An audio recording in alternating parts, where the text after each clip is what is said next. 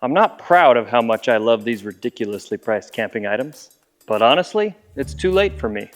You see, I took advantage of my position as a small-time camping YouTuber and accepted these glamorous gizmos free of charge from their respective companies, in exchange only for my integrity. Because we all know that's the true cost anytime anyone accepts anything for free. Like a bus ride to school, a birthday gift from grandma, or a child tax credit from the IRS. These bipedal billboards are clearly nothing more than government shills in grandma's pocket. But what can I say? I'm no better. I like the occasional fancy camping thing, especially when I don't pay for it. Now I'm going to show you these highfalutin luxury camping items that cost way too much money, for people with real jobs anyway. But as it turns out, they're freaking awesome. Let's see if you're stronger, because I'm not sure what's worse.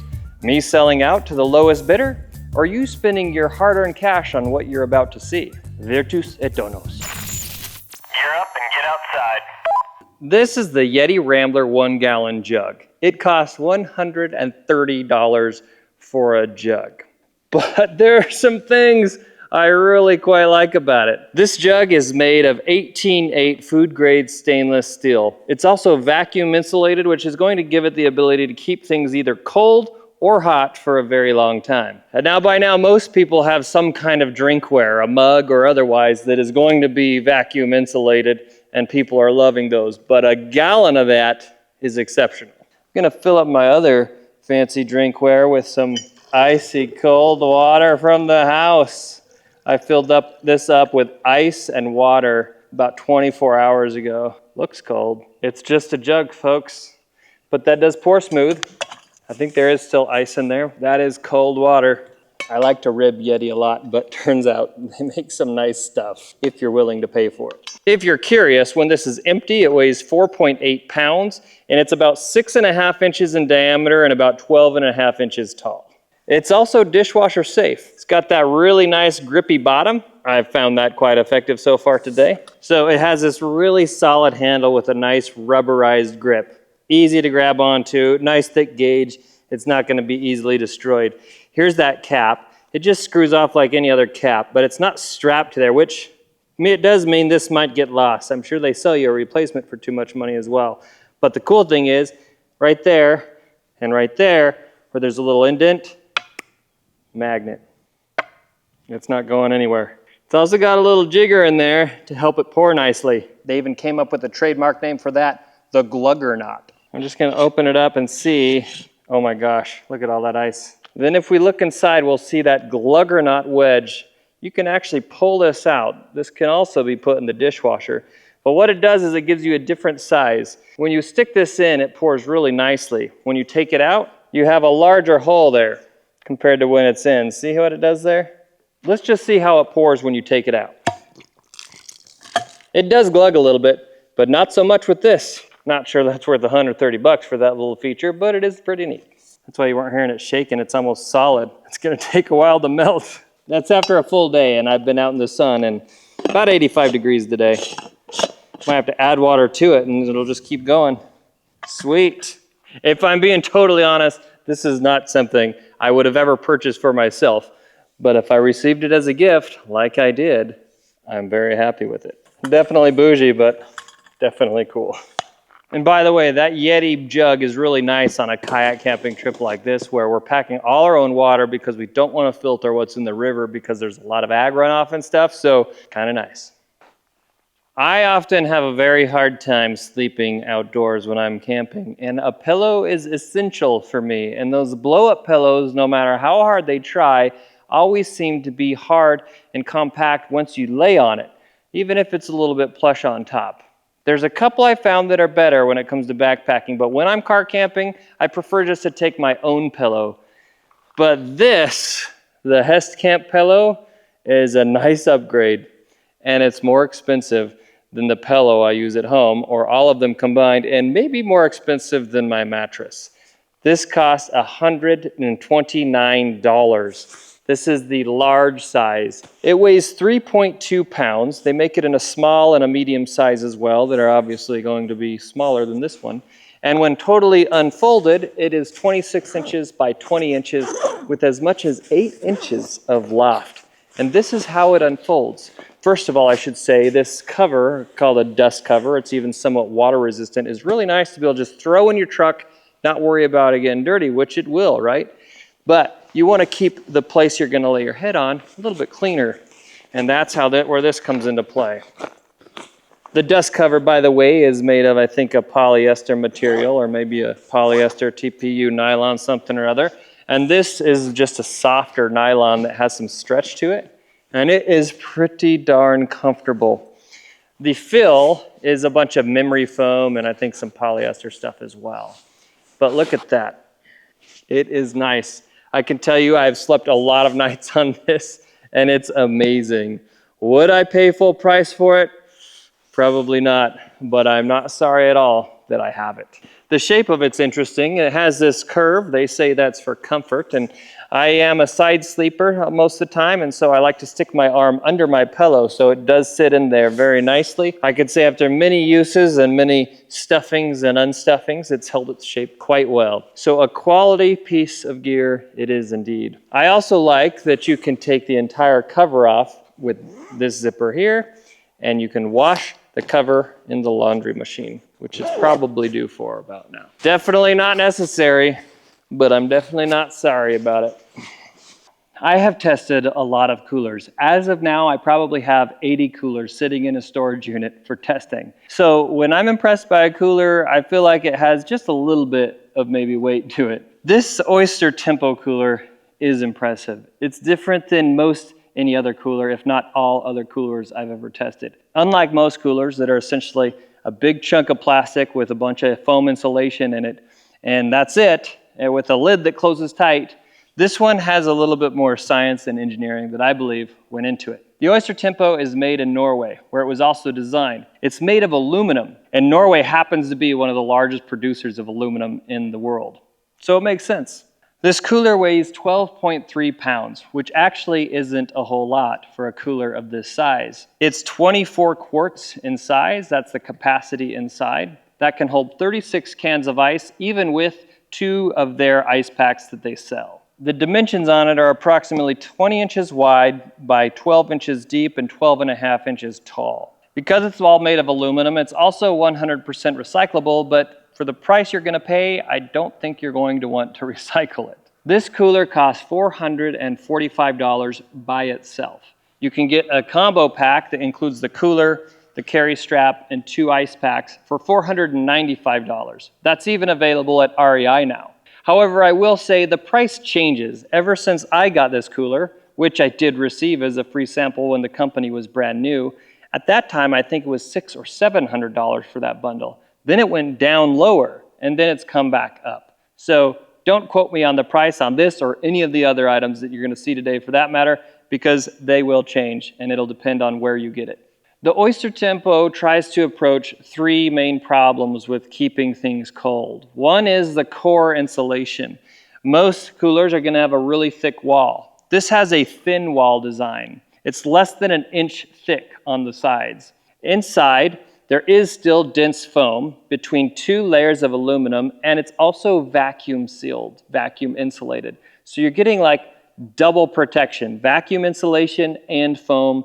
Most coolers are not vacuum sealed. It also really does a good job to address the thermal bridge problem, which happens where a lot of cooler lids, when they come down, they have multiple angles. So there's actually a lot of distance where heat can exchange in and out.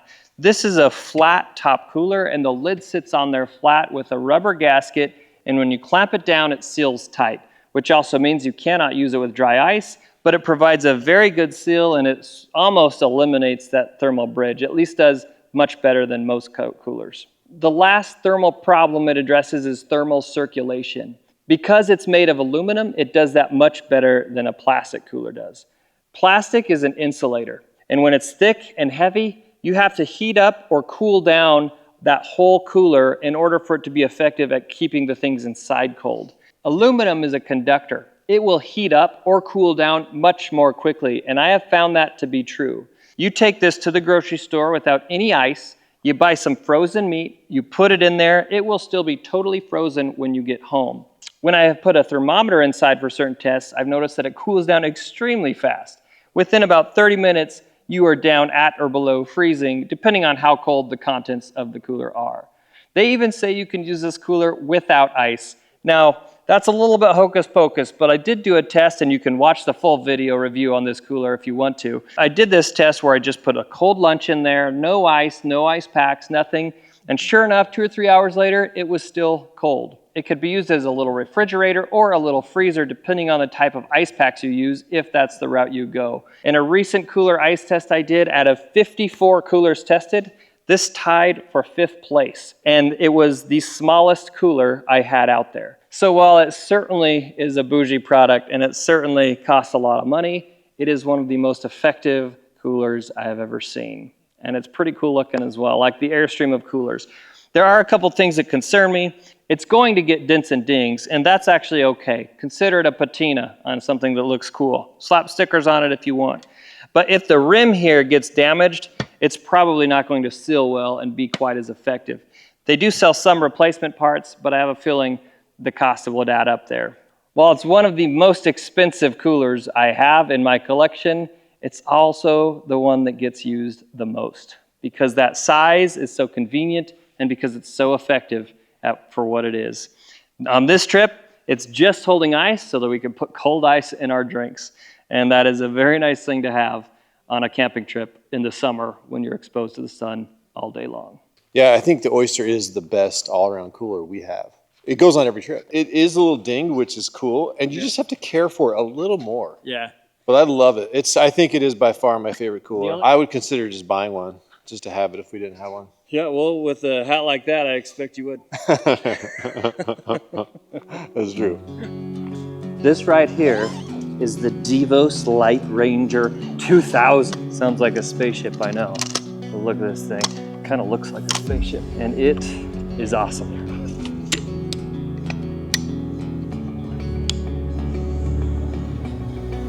That is a light. And with it, we have accessories. In here, we have a solar panel.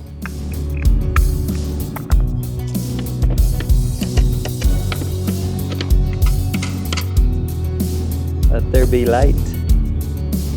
And a lot of it. Here's a few of the specs and main things about this light system. This is the Devos LightRanger 2000. It costs $249.99, and that gets you the light and the tripod, as well as the bag. And it comes with a very nice quality bag that holds everything you need. It comes with some stakes as well, if you need to anchor it in the ground.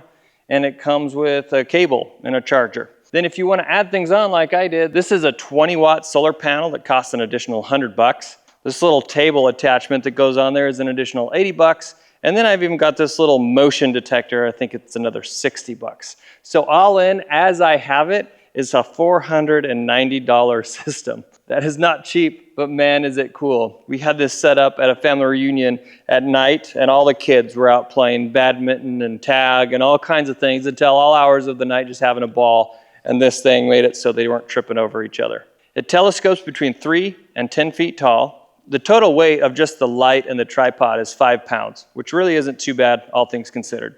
It's IP56 rated, which means it's going to be fine out in the rain and things like that. It's not meant to be submerged, however. And even for drops, it's going to take a decent drop. I am curious, though, if it's up 10 feet high and tips over onto concrete, is that light going to survive? I'm not sure. And you should get up to 45 hours of runtime. Now, I believe that's if you got it on the low setting and the red lights on. If you have it full blast with white lights, I'm not sure how long you'll get, but I've tried it and it's at least several hours. Now, I would not consider this a necessary item for camping. It is one of those things that I probably wouldn't have purchased of my own accord, but I do really like it and it is really awesome. So I wanted somewhere to be able to tell people about it who might like something like this. It's extremely well built. I mean, it looks like this is really well molded and organized, and the fit and finish are really good. Yeah. I am a photographer, but I was a pro photographer for 15 years, and this is a good light stand. Yeah, good. Yeah, this is not like one of those cheesy ones. And then this solar panel is so cool. Does this output to charge? Like you can charge? So it's got a second port too. So yeah, you could charge your phone off it at the So same you could time literally or have a something. phone on this table charging. Is the battery stored in this unit? Yep. It must be, right? There's a built-in battery in the unit. It's got an app to control it, which is kind of cool. You can sit back and have the app run it. I mean, I don't like cheesy, corny stuff. This would be helpful in a lot of cases. We just did a trip to the Missouri River for 3 days. That would have been nice at night to light Yeah. this up. When you're just hanging out and having a good time. See how many bugs you can get around it. So many bugs. Oh, I can't even imagine. Yeah, I love that. But it's cool they have, it goes from white to amber to red. So red light, they say, for stargazing and stuff. So you can still kind of preserve your night vision, but still see right around camp. Oh. It's kind of cool, just like the red headlamp thing. Yeah. And then the amber is just kind of a warmer glow. I wonder if that'd be, I wonder if that would attract less bugs. I'm not sure. Well, we'll try it. All jokes aside, I hope you enjoyed discovering some of these camping products, even if they are out of the price range for most folks. They're not things you need, they're not things that are essential by any stretch of the imagination, but I gotta admit, since I have them and since I did receive them for free from the various companies for tests, I really do enjoy them. What do you think? Leave your thoughts, comments, or verbal abuse below. Oh, and if you want to discover more cool camping gear like this, you should really sign up for the Honey Hole email newsletter where I send out new ideas of new and cool gear every single week. Link below for that as well. Then gear up and get outside.